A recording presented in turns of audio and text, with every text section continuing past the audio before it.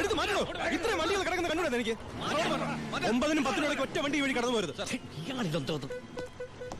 രണ്ട് സൈഡും ബ്ലോക്കാ. 1 മണിക്കൂറൊക്കെ ചെക്ക് പോസ്റ്റ് അടച്ചിടുക പറഞ്ഞാ അത് വേണോ? താനിപ്പോ ഞാൻ പറയുന്ന പോലെ കൊണ്ട് കേട്ടാ മതി. എടുത്ത് മാറ്റണോ വണ്ടി?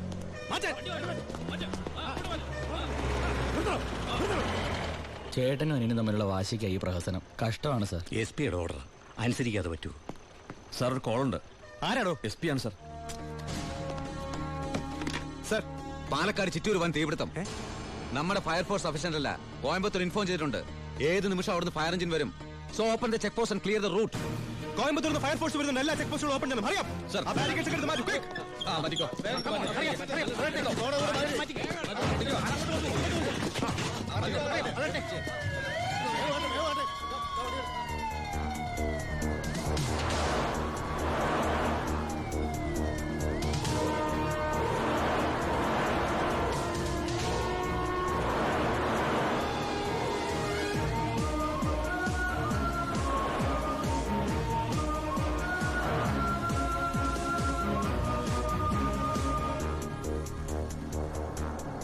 താക്കണോ?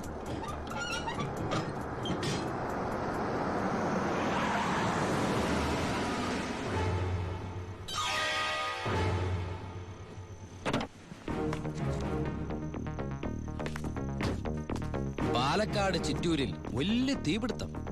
കോയമ്പത്തൂരിൽ നിന്നുള്ള ഫയർ എഞ്ചിൻ ഇതുവഴി കുറച്ചു നേരം മുമ്പ് കടന്നുപോയി. എന്റെ സ്പിരിറ്റുമായിട്ട് ഷാർപ്പ് 10.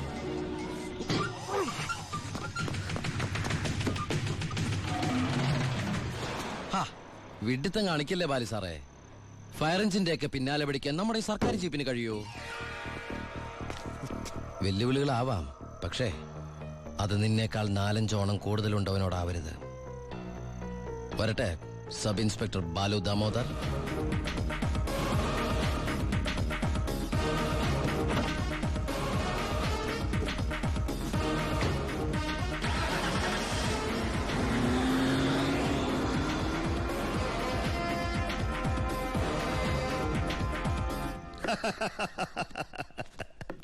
ഇന്നാണ് എന്റെ ജീവിതത്തിലെ ഏറ്റവും സന്തോഷമുള്ള ദിവസം.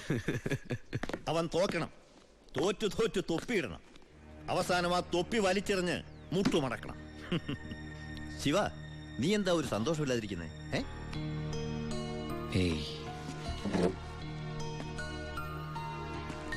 എന്റെ അനിയൻ പഠിച്ച പോലീസ് ഓഫീസർ ആവണം. ആരുടെ മുമ്പിലും തലകുനിക്കാത്ത വലിയ ഓഫീസർ. അതായിരുന്നു എന്റെ ആഗ്രഹം. പക്ഷെ അവൻ എന്റെ മുമ്പിൽ തോറ്റപ്പോ ശരിക്കും ഞാനല്ലേ ബൈ തോറ്റത്? ശിവ, ഓരോ തവണ ഞാൻ അവന്റെ മുമ്പിൽ ജയിക്കുമ്പോഴും എന്റെ മനസ്സ് വിങ്ങായിരുന്നു. ഞാൻ ഈ തൊഴിൽ നിർത്തുകയാണ് ബൈ.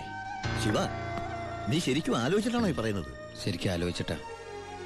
എന്റെ ഈ മുഖാരും അറിയരുതെന്ന് ഞാൻ ആഗ്രഹിച്ചിരുന്നു. പക്ഷേ എന്റെ അനിയൻ അറിഞ്ഞു. ഇനി അമ്മ കൂടി അറിഞ്ഞാൽ പിന്നെ എനിക്കത് ആലോചിക്കാൻ കൂടി വയ്യ. അമ്മ അറിയുന്നതിന് മുമ്പ് എല്ലാം അവസാനിപ്പിക്കണം. ഞാൻ നിർത്തുകയാണ് ബായ്.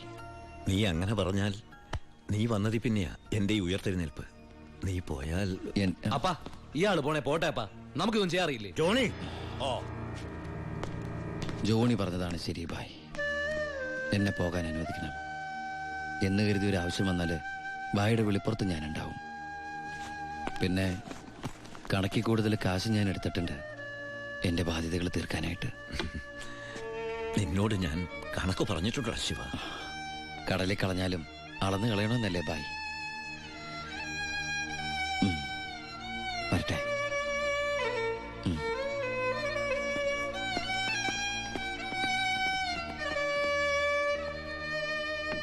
ഇപ്പോഴാ നീ ഒരു ആൺകുട്ടിയാണെന്ന് എനിക്ക് തോന്നിയത്. അച്ഛന്റെ കടങ്ങളെല്ലാം വീട്ടി. ഇനി നിനക്ക് ഈ നാട്ടിൽ നെഞ്ച് വിരിച്ച് നടക്കാം. ഇത് നിന്റെ വസ്തുവിന്റെ പ്രമാണം ഒറിജിനൽ. ഇത് ഈ വസ്തു എനിക്ക് തീരെഴുതി തന്ന പ്രമാണം. ഇതൊരു ഉറപ്പിന് വേണ്ടി നിന്റെ അമ്മയുടെ ഞാൻ ഒപ്പിട്ട് മേടിച്ച ബ്ലാങ്ക് പേപ്പറും ചെക്കും. ഇനി എന്നാത്തിന് അതിന്റെ കണ്ണു നിറയുന്നേ? ഇത് തിരിച്ചിട്ടാൻ വേണ്ടി ഞാൻ ഒരുപാട് അനുഭവിച്ചേ. ഇപ്പൊ സന്തോഷമായില്ലയോ? സത്യത്തിൽ നിന്റെ വീടും പറമ്പും എന്റേതാകുമെന്ന് പ്രതീക്ഷിച്ച് എന്റെ ഭാര്യ ശോശാമ്മ സ്വപ്നം കണ്ട് കഴിയായിരുന്നു. സാരമില്ല, ഞാൻ അവളെ പറഞ്ഞ് മനസ്സിലായിക്കൊള്ളാം. ആവശ്യം വരുമ്പോ നീ വീണ്ടും എന്റെ അടുത്ത് വരുമെന്ന്. ഈ എലുമ്പനത്തിനാ എന്റെ ബാക്കി നിൽക്കുന്നേ. അന്ന് വന്നപ്പോ പറഞ്ഞില്ലേ ഫ്രണ്ടിൽ കയറി നിൽക്കരുതെന്ന്. അങ്ങോട്ട് മാറിയുന്നേ, ഇത് പണം വെക്കുന്ന സേവാ. അയ്യോ, കുറച്ച് നേരത്തെ പറയാറുന്നില്ലേ? എല്ലാം കറക്റ്റ് അല്ലയോ? ഒന്നും ബാക്കിയില്ലല്ലോ. അല്ല, എന്തോ ഒന്നും മറന്ന പോലെ. എനിക്കുള്ളതാന്നോ? അതെ. എനിക്ക് വേഗം തന്നോ, മറക്കണ്ട. തന്നെ ഇപ്പോഴെനിക്ക് സമാധാനായത്. പലിശ പലിശ പലിശ. അപ്പൊ എല്ലാം സെറ്റിൽ ആയില്ലേ?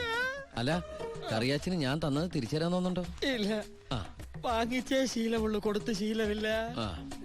അപ്പൊ എല്ലാം പറഞ്ഞ പോലെ നമുക്ക് പിന്നെ കാണാം. ഇങ്ങനെ കാണാനാണ്, ഇനി കാണണമെന്നില്ല. അതൊക്കെ അറിയാച്ചാ. ഇതെന്നാ ചുമ്മാ ഒരു രസത്തിന് രണ്ടടിച്ച ഒന്ന് ഫ്രീ. ഇവിടെ നടന്നത് പുറത്താരോടും പറയണ്ട. പലിശ തവണകളായിട്ട് അടച്ചു തീർക്കേണ്ടവർ ഇതുപോലെ അടിച്ചു തീർക്കും. ഇന്നത്തെ ഇൻട്രസ്റ്റ് എല്ലാം പോയി. കർത്താവേ.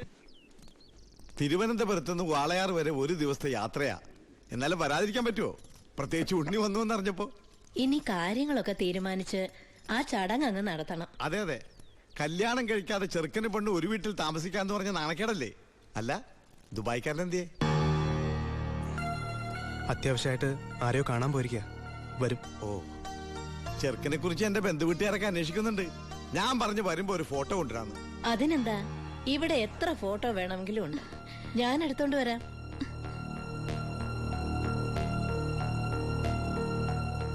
അമ്മേ, ഫോട്ടോ ഒന്നും കൊടുത്തു വിടണ്ടമ്മേ. അതെന്താ?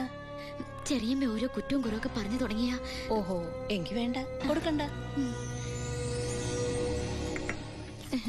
ദാ എന്റെ ഉണ്ണിയന്റെ ഫോട്ടോ.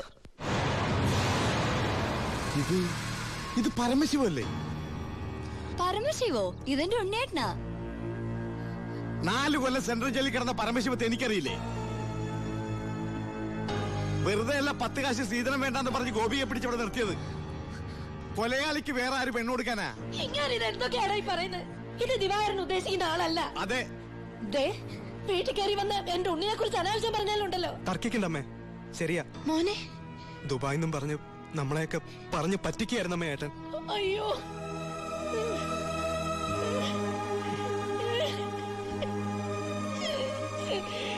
അയ്യോ.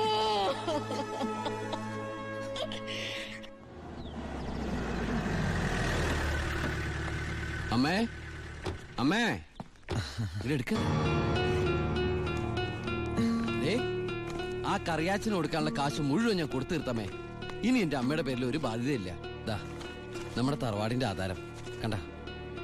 എന്താ ഭാരതിയമ്മയ്ക്ക് സന്തോഷായില്ലേ? നീയാണോടാ പരമശിവം?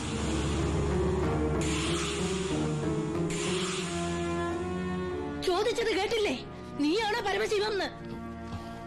അമ്മേ, ആരതൊക്കെ? നീ പരമശിവല്ലെന്ന് എന്റെ മുമ്പിൽ വെച്ച് പറയണ നിന്റെ അമ്മയോട്. സാർ, ഈ പാവം പെൺകുട്ടിയുടെ ജീവിതം തകരാതിരിക്കാൻ ഈശ്വരനായിട്ട് അറിയിച്ച തന്നെ. അമ്മേ, അമ്മ കരുതുന്ന പോലെ ഒന്നും ഞാൻ അമ്മ എല്ലാം ഞാൻ അവസാനിപ്പിച്ചു. ഇനി ഒരു തെറ്റും ഞാൻ ചെയ്യില്ല. വേണ്ട, എനിക്കൊന്നും കേൾക്കണ്ട. നിന്നെ പോലൊരു മകനെ എനിക്ക് വേണ്ട. നിന്നെ കാണുന്നത് തന്നെ എനിക്ക് പേടിയാ.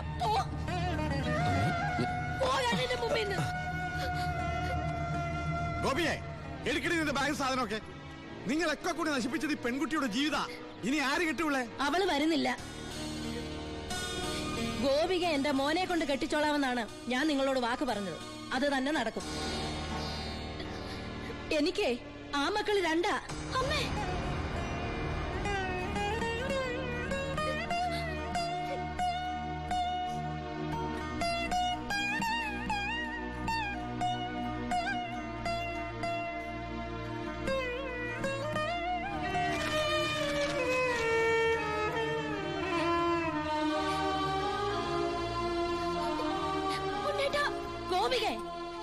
ഇല്ലമ്മേ, ഇങ്ങനൊരു കല്യാണത്തിന് ഞാനും കൂടി സമ്മതിക്കണ്ടേ?